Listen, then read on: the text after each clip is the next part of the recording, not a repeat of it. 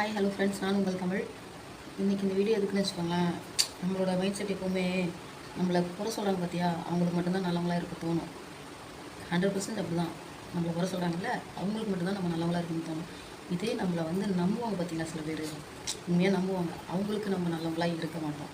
குறை சொல்கிறவங்களுக்கு நம்ம நல்லவங்களாக இருக்கிறத விட நம்மளை நம்புகிறாங்க பார்த்தீங்களா, அவங்க ஒரு சில பேர்த்துக்கு நம்ம நல்லவங்களாக வாழ்ந்தாலே போதும், வாழ்க்கை சிறப்பாக இருக்கும். சரிங்களா? இன்னொன்று என்னன்னா, நம்ம யாரை நம்பி இருக்கோங்கிறத நினைக்கவே கூடாது. நம்மளை நம்பி யாரெல்லாம் இருக்காங்க அப்படிங்கிறத மட்டும் மைண்டில் வச்சுக்கிட்டு லைஃப்பை ரன் பண்ணணும். ஓகேங்களா? ஒன்றும் இல்லை, இன்றைக்கி காலையில் நான் பஸ்ஸில் வரப்போ ஒரு ஸ்டாப்பில் பஸ்ஸு டிராஃபிக் ஆயிடுச்சு. என்னடா அப்படின்னு சொல்லி பார்த்தா, ஒரு லவ்வர்ஸாக அது யார் என்னன்னு தெரியல, ஒரு பொண்ணு ஒரு பையனும் ரோட்டில் ஃபைட் பண்ணிகிட்ருக்காங்க. அந்த பொண்ணு அந்த பையன்கிட்ட ரொம்ப கெஞ்சி ரொம்ப சத்தம் போட்டு கத்தி ஒரு மாதிரி, நான் பஸ்ஸில் இருந்தனால எனக்கு சரியாக கேட்கல. ஆனால் அவங்க 2 பேத்துக்குள்ள சண்டை. அந்த பொண்ணு காலில் விழுது, அது பண்ணுது. இவன் அந்த பையனை அந்த பொண்ணை தள்ளி விடுறான். அந்த மாதிரிலாம் பண்ணி ரோட்டில் இருக்கிற எல்லோரும் அவங்கள தடுத்து நிப்பாட்டுற அளவுக்கு ஃபைட் போயிட்டுருக்கு. ஸோ இதில் விஷயம் என்னன்றது எனக்கு தெரியல.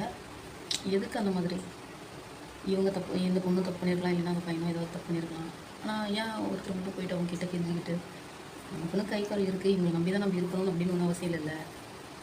ஆனால் நம்மளுக்கு கை கால் நல்லா தான் கொடுத்துருக்கான், நம்ம உழைப்போம், நம்மளை பார்த்துப்போம், நம்ம 4 பேர்த்த பார்த்துக்கணும். அதை விட்டுட்டு இவங்க தான் நம்மளை பார்த்துக்கணும் அப்படின்னு நினச்சினா இருக்கவே கூடாது. அப்படி இருந்தால் தயவு செஞ்சு மாற்றிக்கோங்க.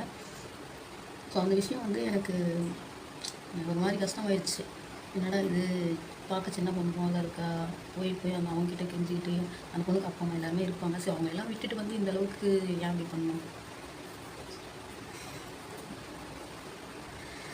சரி, ஓகே. இந்த விஷயத்துக்காக தான் நான் இன்றைக்கி இந்த வீடியோ போட்டிருக்கேன். மெயினாக ஒரு விஷயம், நம்மளை நம்புறவங்களுக்கு நம்ம உண்மையாக இருந்தாலே போதும். 4 பேர் 4 விதமாக பேச தான் செய்வாங்க. ஸோ அதெல்லாம் நம்ம இந்த காதில் வாங்கிட்டு இந்த காதில் விட்டுறணும். ஏன்னா அந்த 4 பேர்த்த பார்த்தா லைஃப் ஒன்றும் இருக்கிறது ஒரே ஒரு லைஃபு. அதை என்ஜாய் பண்ணிட்டு போயிட்டே இருக்கணும். அதை விட்டுட்டு அடி வாங்கி வாங்கி கஷ்டப்பட்டு வேதனைப்பட்டு இந்த அளவுக்குலாம் எதுக்கு?